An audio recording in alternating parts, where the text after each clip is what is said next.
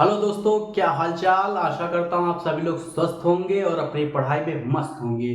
तो दोस्तों, आज का वीडियो आपके लिए बेहद महत्वपूर्ण होने वाला है, क्योंकि दोस्तों आज की वीडियो में क्लास 12 सामान्य हिंदी के महत्वपूर्ण में 14 टॉपिक आपको बताऊंगा। इन 14 टॉपिक के अलावा आपको कुछ भी और नहीं पढ़ना है, बिल्कुल से भी नहीं। तो दोस्तों, वो 14 टॉपिक कौन कौन से हैं, चलिए मैं आपको स्टेप बाय स्टेप सभी को बताता हूं। तो दोस्तों, आज का वीडियो आपके लिए बहुत ही ज्यादा हेल्पफुल होने वाला है।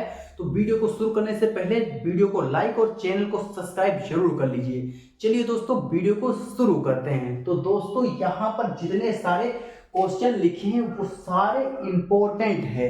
यहाँ पर मैं आपको आज बताऊंगा कि आपको सामान्य हिंदी में क्या पढ़ना है, क्या नहीं पढ़ना है। तो दोस्तों, सबसे पहले देखिए, ये क्लास 12 सामान्य हिंदी यानी साइंस साइड के विद्यार्थी ही पढ़ेंगे, और जो आर्ट साइड वाले विद्यार्थी हैं वो साहित्यिक हिंदी पढ़ते हैं। तो यहाँ पर ये चीज आप ध्यान दीजिए, कौन सा किसका है, किसको पढ़ना है, आप ये बात आप ध्यान दीजिए।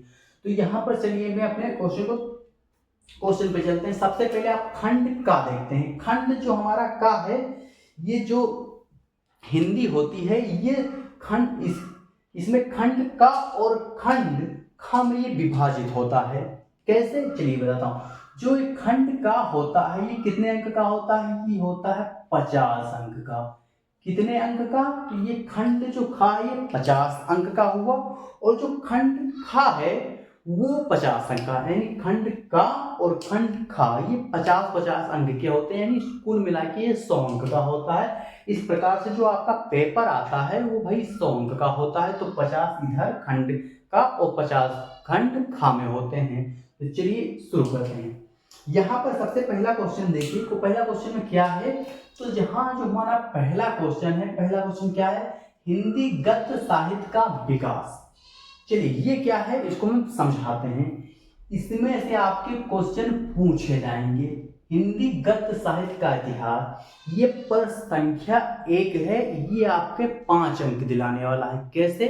तो जो प्रश्न संख्या 1 है उसमें बहुविकल्पीय पूछे जाते हैं। बहुविकल्पीय 5 प्रश्न पूछे जाते हैं। इस प्रकार से आपके 5 अंक दिलाता है। तो वो प्रश्न आपके कहाँ से पूछता है, ये आपको जानना बेहद जरूरी है, क्योंकि जब तक आप जानेंगे नहीं तब तक आप याद कहाँ कर पाएंगे। तो चलिए सबसे पहले आप जान लीजिए कि जो प्रश्न 1 है उसमें के जो क्वेश्चन है वो भाई कहाँ से पूछता है। तो पहला क्वेश्चन कहाँ से पूछता है? पहले पूछेगा भैया आपका शुक्ल युग से पूछेगा। कहाँ से? शुक्ल युग से पूछेगा। और शुक्लोत्तर युग से पूछेगा। शुक्लोत्तर युग से पूछेगा। और कहां से पूछेगा? और निबंध से पूछेगा। निबंध से पूछेगा। और कहानी से पूछेगा। कहानी से पूछेगा। और कहां से पूछेगा? और पूछेगा उपन्यास। उपन्यास। यहां से आपका जो प्रश्न उत्तर संख्या 1 है वो यहीं से पूछता है। एक नंबर का एमसीक्यू यानी बहुविकल्पी यहीं से पूछता है। तो ये आप जरूर याद रखिए कि ये क्वेश्चन आपका कहाँ से पूछा जाएगा भाई, तभी तो आप पढ़ पाएंगे, है ना। तो आपको शुक्ल पढ़ना, शुक्लोत्तर पढ़ना, निबंध, कहानी, उपन्यास, इतने आपको पढ़ना है। यहीं से आपका जो पहला क्वेश्चन होता है हिंदी गद्य का विकास, वो यहीं से क्वेश्चन पूछते हैं। इस तरह के 5 क्वेश्चन आपसे पूछे जाएंगे। चलिए क्वेश्चन नंबर 2 देखते हैं। प्रश्नोत्तर संख्या 2 हम देखेंगे। दूसरा में क्या है? तो दूसरे में हमारा हिंदी काव्य साहित्य का विकास है। हिंदी काव्य साहित्य का विकास, ध्यान दीजिए, ये गद्य से पूछेगा जो प्रश्नोत्तर संख्या 1 है, और जो 2 है वो काव्य से रिलेटेड होगा, काव्य से पूछेगा। बहुविकल्पी ये भी होगा। तो ये कहां कहां से पूछेगा? ये आपका पूछेगा भैया आधुनिक काल। कहां से? आधुनिक काल से पूछ सकता है। और छायावाद से पूछ सकता है। और कहां से पूछेगा? छायावाद हो गया। और भरतेंदु युग से पूछेगा। कहां से? भरतेंदु युग से पूछेगा। और प्रगतिवाद, प्रगतिवाद आदि, आदि से पूछेगा, आदि जहां से पूछेगा। तो दूसरा क्वेश्चन कहाँ कहाँ से पूछेगा, आधुनिक काल, छायावादी काल, भरतेंद्र युग, प्रगतिवाद, यहां से ये दूसरा क्वेश्चन आपका पूछा जाएगा। तो इन दोनों जो क्वेश्चन होते हैं, इन दोनों के लिए हमने एक वीडियो बना रखी है, आप वहां जाइए और वहां से आपने 10 नंबर आप पक्के कर लीजिए। फिलहाल यहाँ पर हम वीडियो डाल दिए हैं और भी इसकी वीडियो हमारी आने वाली है, इसलिए चैनल आपको सब्सक्राइब जरूर कर लीजिए ताकि आपको नोटिफिकेशन मिलती रहे। चलिए प्रश्न संख्या 3 देखेंगे। 3 क्या है, तीसरे का क्या है, पाठ्यक्रम में निर्धारित गद्यांशों पर आधारित 5 प्रश्न। कितने प्रश्न यहाँ पर, 5 प्रश्न।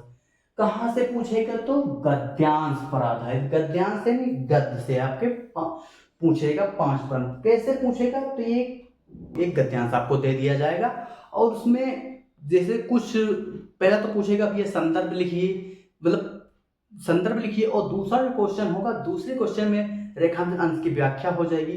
तीसरा जो प्रश्न हो सकता है उसमें पूछ ले यानी इस शब्द का अर्थ बताइए, या कवि या लेखक इस शब्द में क्या, इस लाइन में क्या कहना चाहता है। तो इस प्रकार के कुल मिला के आपके कितने क्वेश्चन होंगे, 5 क्वेश्चन आपके होंगे, और जो कितने अंक के होंगे, तो वो होंगे 2 अंक। तो इस प्रकार आपका यहाँ पर हाँ 10 अंक यहाँ पर आपके पक्के हो जाएंगे। कितने अंक निर्धारित हैं आपके यहाँ पर, 10 अंक आपको यहाँ पर मिलेंगे। चलिए, और यहाँ 10 अंक मिलेंगे, इसमें भी आपके 5 अंक मिलेंगे। चलिए अंक आपके लिए लिख दें, इसमें भी आपको 5 अंक यहाँ पर भी आपको मिलेगा। चलिए प्रश्नोत्तर संख्या 4 देखेंगे। प्रश्नोत्तर संख्या 4 में क्या है, पाठ्यक्रम में निर्धारित पद्यांशों पर आधारित 5 प्रश्न। कितने प्रश्न यहाँ पर, 5।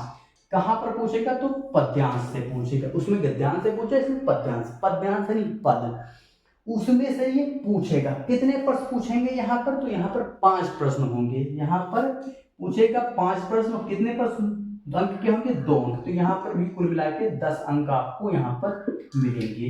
तो ये जो 5 प्रश्न पूछेगा, वो प्रश्न कैसे पूछेगा, तो जो प्रश्न पूछेगा, जो पहला क्वेश्चन आपका पूछेगा, तो उसमें शीर्ष का नाम और कवि का नाम पूछेगा। दूसरे में रेखांकन अंश की व्याख्या पूछ ले, यानी जितने के नीचे रेखा खींची होगी उसमें यहाँ पर पूछ लेगा, उतने शब्दों की व्याख्या पूछ सकता है। तीसरा आप कुछ इस प्रकार से पूछ सकता है कि इस वाक्य का अर्थ बताइए। कुल मिला के इसी प्रकार से ये आपके 5 क्वेश्चन आपको पूछे जाएंगे, जो आपको दिलाने वाले हैं 10 अंक। चलिए नेक्स्ट देखते हैं प्रश्नोत्तर संख्या 5 का का हम देखेंगे। 5वें का का देखेंगे। 5वें में भाई का क्या है, तो पाठ्यक्रम में निर्धारित लेखकों का साहित्यिक परिचय एवं कीर्तियां। यहाँ पर आप ध्यान दीजिए, आप बहुत लोग तो जीवन परिचय और साहित्यिक परिचय में आप कंफ्यूज होते रहे होंगे। तो जीवन परिचय क्या है, साहित्यिक परिचय क्या है भाई। जब तक जीवन परिचय तो भाई आप जानते होंगे, क्योंकि आपने हाई स्कूल की परीक्षा आप दी है, उसमें आप जीवन परिचय भी लिख कर आए होंगे, उसमें साहित्यिक परिचय शायद ना हो। तो जो साहित्यिक परिचय होता है, साहित्य परिचय में भी जीवन परिचय होता है। जब तक आप जीवन परिचय नहीं देंगे, तब तक भाई आप साहित्यिक परिचय नहीं दे पाएंगे।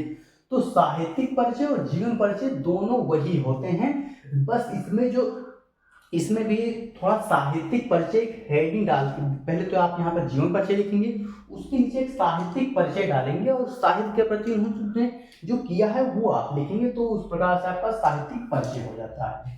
जी, साहित्यिक जो लेखक का पूछेगा वो कहाँ से पूछेगा, तो गद्य से पूछेगा। गद्य से जैसे वासुदेव शरण अग्रवाल का पूछ सकता है और डॉक्टर हजारी प्रसाद द्विवेदी का पूछ सकता है। इसी प्रकार से ये पूछ सकता है। इसके लिए आपको कितने अंक मिलेंगे, तो इसके लिए आपके 5 अंक निर्धारित। कितने अंक आपके मिलेंगे, 5 अंक इसके आपके निर्धारित हैं। चलिए फिर प्रश्न 5वें का हम खा देखेंगे। खा में क्या है, तो खा में पाठ्यक्रम में निर्धारित कवियों का साहित्यिक परिचय और कीर्तियां लिखिए।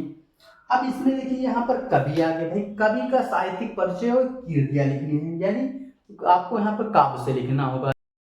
जैसे अयोध्या सिंह उपाध्याय हरिऔध का पूछ सकता है, वैसे ही शरण गुप्त का पूछ सकता है, महादेवी वर्मा का पूछ सकता है।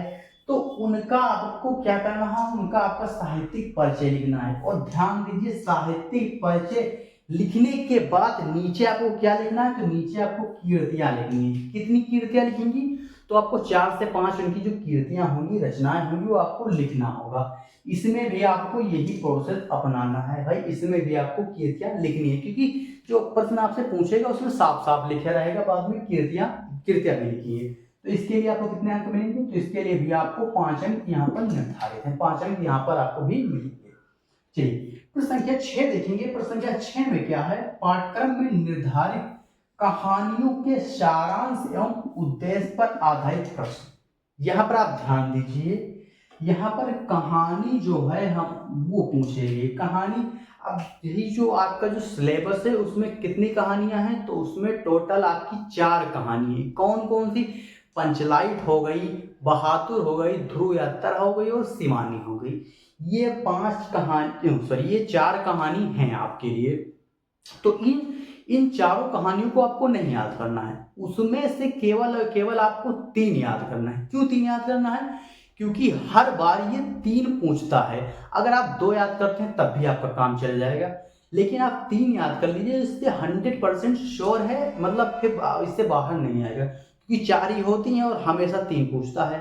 तो इसलिए आपको याद कर लीजिए कौन कौन सी आपको याद करना है। तो पंचलाइट याद कर लीजिए, कौन सी, पंचलाइट, पंचलाइट आप याद कर लीजिए। बहादुर याद कर लीजिए,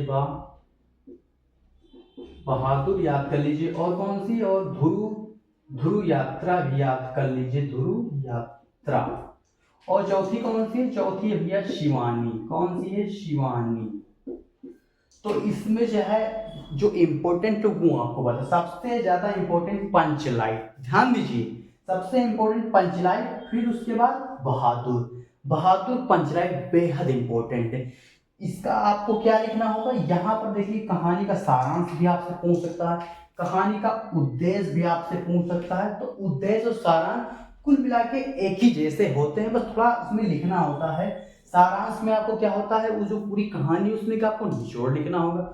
उद्देश्य मतलब ये लिखना होगा कि भाई इस कहानी के आधार पर जो कवि हैं या लेखक जी हैं ये हमें बताना चाहते हैं, मतलब इस प्रकार से आपको बना के यहाँ पर आपको लिखना होगा।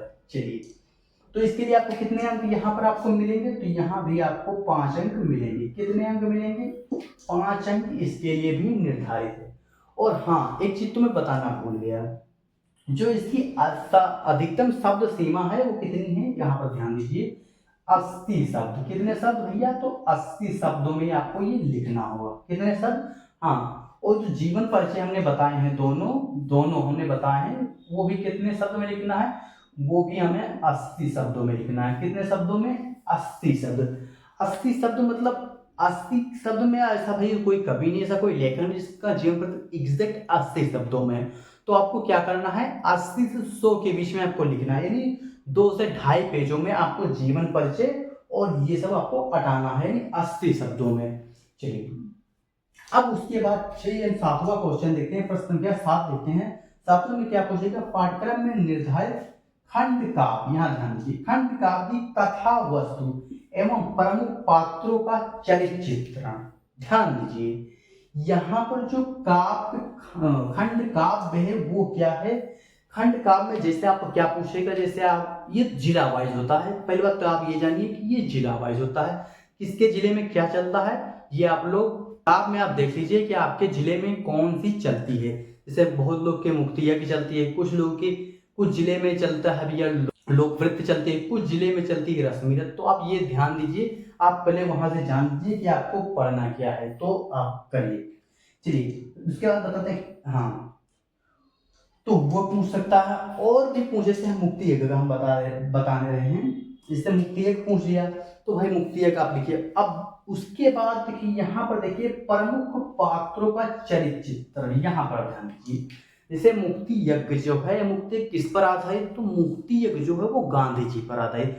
तो क्वेश्चन कुछ इस प्रकार से बन जाएगा कि मुक्ति यज्ञ के आधार पर, जैसे क्वेश्चन इस प्रकार से आपका बनेगा कि खंड काव्य के आधार पर गांधी जी का चरित्र चित्रण, कुछ इस प्रकार से पूछ सकता है। तो ये जो क्वेश्चन है तो ये जो पेपर है कोई भी ऐसे साल की परीक्षा नहीं जिसमें ये पूछा ना जाता हो। ये एक ही पूछ है और एक ही पूछा जाता है, मतलब जिले वाइज होता है तो एक जिले में एक ही, तो ये हर जिले के लिए एक ही होता है। तो उसमें ये इतना ज़्यादा इम्पोर्टेंट है कि ये हर साल पूछा जाता है।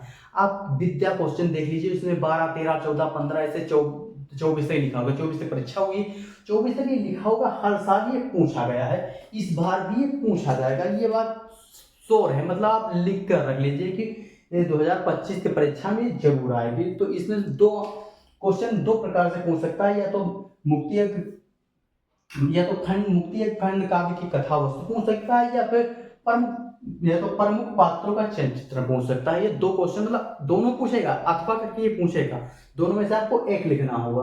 तो ये 100% मतलब आप मान लीजिए 100% मान के चलिए ये आएगा तो आएगा। तो इसको चलिए हम लिख देते हैं 100%। आप पेपर दीजिए और फिर मिला दीजिएगा कि किशन सर ने कुछ बताया था, ये 100% आएगा। चलिए अब उसके बाद ये तो पूरा हो गया खंड का, ये पूरा हमारा खत्म हो गया खंड का। अब इसके बाद आएगा खंड खा। तो खंड खा के लिए हम चलिए इसको आप स्क्रीनशॉट कर लीजिए, फिर हम खंड का लिखकर आपको समझाते हैं। चलिए तो दोस्तों चलिए खंड खा देखते हैं। खंड जो खा यहाँ पर है वो कितने अंक का है, तो खंड खा भी 50 अंक का है। कितने अंक का, 50 अंक। अब 50 अंक में कितने क्वेश्चन, तो यही क्वेश्चन है भैया।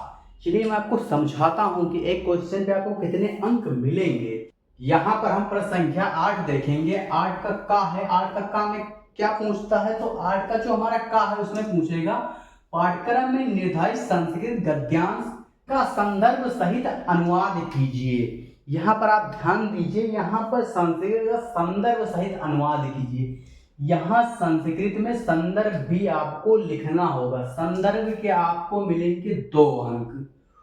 उसके बाद जो आप अनुवाद करेंगे तो अनुवाद के आपके मिलेंगे 5 अंक। तो टोटल आपका हुआ 7 अंक आपको यहाँ पर मिलेंगे। ये संस्कृत अनुवाद करना होता है, ये संस्कृत जो गद्य से होता है, संस्कृत में भी गद्य और पद्य दोनों होते हैं। तो यहाँ पर जो संस्कृत गद्य है उसमें आपको 7 अंक यहाँ पर दिए जाएंगे इसके अनुवाद के लिए। चलिए नेक्स्ट देखते हैं इसका खा नंबर 8वें का खा देखते हैं। उसमें क्या है, पाठ्यक्रम में निर्धारित संस्कृत पद्यांश, यहाँ ध्यान दीजिए पद्यांश का संदर्भ सहित अनुवाद कीजिए। यहाँ पर गद्यांश था, यहाँ पर पद्यांश। संस्कृत में भी गद्य और पद्य होते हैं। तो पद्यांश में क्या पूछेगा, तो ये पद्यांश में श्लोक पूछ सकता है। वैसे ज्यादातर श्लोक ही आते हैं, तो इसमें से श्लोक आपका पूछ लेगा। तो इसमें आपको जो संदर्भ लिखना होगा, संदर्भ के 2 अंक प्लस जो अनुवाद करेंगे उसके 5 अंक। तो टोटल आपका होगा ना 7 अंक यहाँ पर भी आपका मिलेगा। यहाँ पर भी आपको 7 अंक मिलेगा। यहाँ पर ज्यादातर श्लोक आते हैं और श्लोक की हमारी एक वीडियो आएगी, उसी में आपके सारे श्लोक क्लियर हो जाएंगे। एक ही वीडियो में आपको जितने भी श्लोक आते हैं यूपी बोर्ड में वो सारे आपके एक ही वीडियो में क्लियर हो जाएंगे। चलिए अब यहाँ पर संख्या 9 देखेंगे। 9 में क्या पूछता है, प्रश्न संख्या जो 9 होता है उसमें मुहावरे एवं लोकोक्तियों के अर्थ एवं वाक्य प्रयोग। यहाँ पर आप ध्यान दीजिए, जो मुहावरे होते हैं उनके लिए आपको जो उनका अर्थ लिखना है, उसके बाद उसका वाक्य प्रयोग करना है। जैसे कि आपको मुहावरा जैसे कि आपका पूछ सकता है कि नाच नावे आंगन टेढ़ा, इसी प्रकार से आपका इसका अर्थ लिखना होगा और वाक्य प्रयोग करना होगा। तो यहाँ पर आपको 2 अंक मिलेंगे। कितने अंक मिलेंगे, यहाँ पर भी आपको 2 अंक दिए जाएंगे। नेक्स्ट देखेंगे प्रश्नोत्तर संख्या 10। 10 में क्या पूछेगा, तो 10 में भैया पूछेगा आपठित गद्यांश और पद्यांश। ये आपठित गद्यांश और पद्यांश जो है 2024 में जुड़ा हुआ है, इससे पहले भी एक बार जुड़ चुका है। ये 5 अंक का पूछा जाता है। इसमें एक पैराग्राफ आता है, यानी गद्य से भी आ सकता है, पद्य से भी आ सकता है। उसमें आपको क्या करना होगा, उसमें आपको जो प्रश्न होगा, प्रश्न को पढ़ के आपको उसका उत्तर ढूंढना होगा। इसमें 3 प्रश्न पूछे जाते हैं। एक प्रश्न जो है इसमें 3 प्रश्न पूछे जाते हैं, 2 प्रश्न 2-2 अंक के और 1 प्रश्न 1 अंक के पूछेगा। इस प्रकार आपको यहाँ पर भी 5 अंक मिलेंगे, इसमें भी आपको 5 अंक मिलेंगे। प्रश्न संख्या 11 देखेंगे। 11 का भाई का है, का में क्या पूछेगा, तो 11 का जो का है उसमें पूछेगा भाई शब्दों में सूक्ष्म अंतर। ध्यान दीजिए, यहाँ पर आपको शब्द दिए जाएंगे कुछ, उसमें आपको सूक्ष्म अंतर आपको देखना होगा। इसके लिए आपको यहाँ पर 2 अंक मिलेंगे, इसमें भी आपको 2 अंक दिए जाएंगे। दूसरा देखेंगे खा, इसका 11 का खा देखेंगे, इसमें अनेक अर्थी शब्द आएंगे। अनेक अर्थी शब्द, इसके लिए भी आपको 2 अंक मिलेंगे। गा देखेंगे, गा में अनेक शब्दों के लिए एक शब्द केवल 2 शब्द। यहाँ पर जो अनेक शब्द होते हैं, अनेक शब्दों के लिए आपको कोई एक शब्द देना होगा, इसके लिए भी आपको यहाँ पर 2 अंक यहाँ पर भी आपको मिलेंगे। चलिए, उसके बाद आप कितने घा देखेंगे। 11 का घा देखेंगे, इसमें वाक्यों में त्रुटि मार्जन, लिंग, वचन, कारक, काल एवं वर्तनी से संबंधित त्रुटियां। यहाँ पर आप ध्यान दीजिए, यहाँ पर आपको एक शब्द दिया जाएगा, यहाँ पर आपको एक वाक्य दिया जाएगा, उसमें आपको त्रुटि जो होंगी, उसमें त्रुटि होंगी, आपको सही करके लिखना होगा। इसमें जो लिंग से संबंधित हो जाएगा, वचन से, कारक, काल आदि से संबंधित त्रुटियां होंगी, उसे आपको सही लिखना होगा। उसके लिए आपको कितने अंक मिलेंगे, यहाँ पर भी आपको 2 अंक दिए जाएंगे। चलिए, अब इसके बाद देखते हैं प्रश्न संख्या 12 देखेंगे। 12 में क्या है भैया, 12 में काव्य सौंदर्य के तत्व। काव्य सौंदर्य के तत्व भाई कौन कौन से होते हैं, तो ये रस होता है, छंद होता है, अलंकार होता है। तो यहाँ पर हम पहले रस देखेंगे, यहाँ का देखेंगे, 12वें का देखेंगे, इसमें रस। अब यहाँ पर ध्यान दीजिए, आपको रस कौन कौन से पढ़ने हैं, यहाँ पर आप जरूर ध्यान दीजिए, क्योंकि आपको ये 6 नंबर जो है मैं आपको एग्जैक्ट बताऊंगा। एग्जैक्ट मतलब अनुमान में बताऊंगा कि वही आ सकते हैं। यहाँ पर जितने भी यहाँ पर रस बताऊंगा आपको उतने ही पढ़ने हैं। कौन कौन से यहाँ पर पढ़ना है, तो यहाँ पर सबसे पहले तो आपका हास्य रस हो गया, हास्य रस हो गया। चलिए, दूसरा दूसरा हो गया करुण रस, करुण रस हो गया। तीसरा कौन सा, तीसरा हो गया श्रृंगार रस, श्रृंगार रस, श्रृंगार रस हो गया। और चौथा कौन सा रस हो गया, चौथा हो गया आपका वीर रस, वीर रस। ध्यान दीजिए, यहाँ पर आप ये जितने हमने यहाँ पर रस लिखे हैं, ये हमेशा पूछे जाते हैं। आप प्रीवियस ईयर का पेपर उठा के देख लीजिए, 4 हमने यहाँ पर लिख दिए हैं, ये 4 आपके इसमें से आपका जरूर से जरूर फंस जाएगा। चलिए, नेक्स्ट देखेंगे। उसके बाद आता है ये यहाँ पर है ये भैया खा है, हमने लिखने भूल गए हैं, और ये क्या है, ये यहाँ पर गा है। चलिए, अब खा में क्या पूछेगा, खा में पूछेगा अलंकार। ये अलंकार किसे कहते हैं, तो अलंकार में 2 चीज पूछेगा। अलंकार कौन कौन से, यहाँ पर 2। पहला हो गया भैया शब्दालंकार, शब्दालंकार।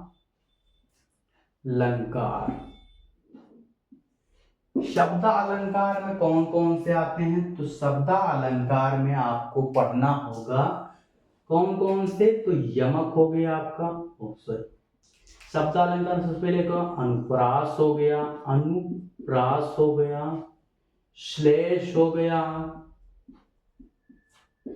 और यमक हो गया, यमक हो गया। ये शब्दालंकार के हैं। चलिए, और अर्थालंकार में आपको यहाँ पर ये शब्दालंकार के हो गया, और ये हो गया अर्थालंकार, अर्थालंकार। इसमें आपको कौन कौन से पढ़ना है, तो इसमें पढ़ना है आपको रूपक पढ़ना है। कौन सा, रूपक पढ़ना है, उत्प्रेक्षा पढ़ना है, संदेह पढ़ना है, संदेह पढ़ना है, और एक है भ्रांतिमान। कौन सा है, भ्रांतिमान। यहां पर आपको इतने अलंकार आपको पढ़ना ही पढ़ना है। उसके बाद आता है आपका गा में क्या है भैया, तो छंद है। अब छंद में कौन से हैं आपके सिलेबस में, केवल और केवल 4 छंद हैं। कौन कौन सा है भैया, तो चौपाई हो गया, चौपाई हो गया, और दूसरा हो गया सोरठा हो गया, तीसरा कौन सा हो गया, तीसरा हो गया आपका दोहा है, चौथा क्या है आपका भैया, चौथा है आपका कुंडलिया। क्या है, कुंडलिया। यहाँ पर आप ध्यान दीजिए, जो आपको हमने प्रश्न संख्या 12 बताई है, इसमें जो रस छंद अलंकार हैं, इसकी वीडियो आपको इसी चैनल पे अवेलेबल है, मिल जाएगी। वहां से आप 6 नंबर आप अपने पक्के कर लीजिए। ध्यान दीजिए, यहाँ पर इसके अलावा और कुछ पूछा नहीं जाएगा।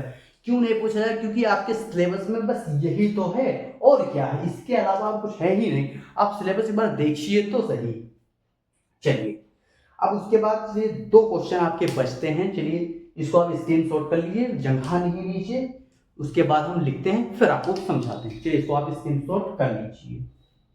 तो चलिए दोस्तों, प्रश्न संख्या 13 देखते हैं। प्रश्न संख्या 13 क्या है भैया, 13 में आपको लिखना है पत्र लेखन।